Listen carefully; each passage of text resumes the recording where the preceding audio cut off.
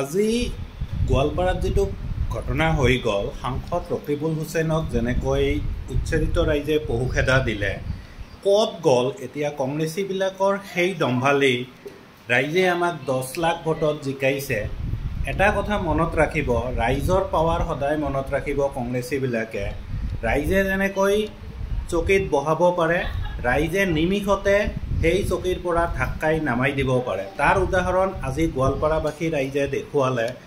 কংগ্ৰেছীবিলাকে যেনেকৈ দম্ভালি মাৰি আছিলে আজি কোনো কংগ্ৰেছী ওলাই অহা নাই কিয়